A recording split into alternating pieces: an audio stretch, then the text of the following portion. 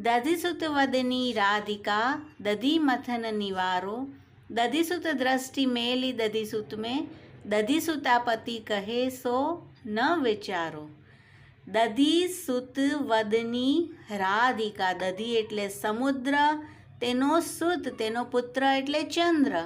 હે ચંદ્રવદની રાધિકા, સખી પધાર્યા છે શ્રી રાધાજી પાસે અને કહે છે હે ચંદ્રવદની રાધિકા દધી મથન નિવારો, દધી મંથન છોડો એટલે કે દહીંને બિલોવાનું છોડી દો।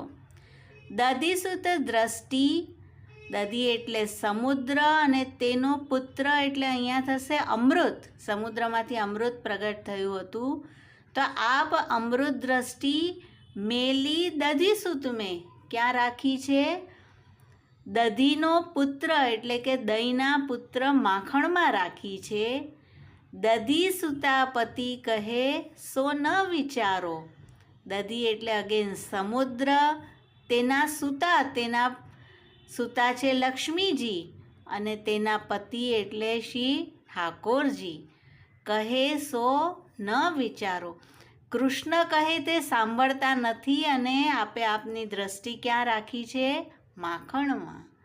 સેકન્ડ તુકમાં ઘરો છાડી દે ઘરો પકડી લે, ઘરો લતા ઘનશ્યામ સવારે। ઘરો છાડી દે મથવાના ઘડાને હે રાધિકાજી આપ છોડી દો। ઘરો પકડી લે જલનો ઘડો પકડી લ્યો। ઘરો લતા, લતાનું ઘર એટલે કે કુંજ ભવન ઘનશ્યામે સંવારી રાખી છે। હાર પહેર કે હાર પકડ લે હાર ગોવર્ધન નાથ નિહારે। હાર પહેર કે એટલે આપ હાર ધારણ કરી લ્યો, હાર પકડ લે હસ્તમાં માલાજી લઈ લ્યો શ્રી ઠાકોરજીને ધરવા માટે, અને હાર ગોવર્ધન નાથ નિહારે।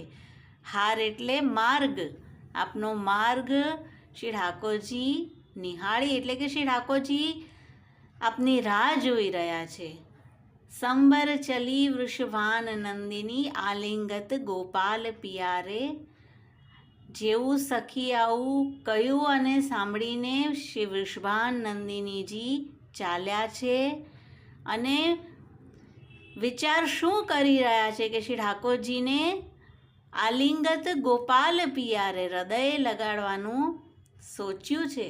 વિદ્યમાન કલહંસ જાતિ ગતિ, કલહંસ જાતિના હંસની ગતિથી આપ ચાલ્યા છે। સૂરદાસ આપ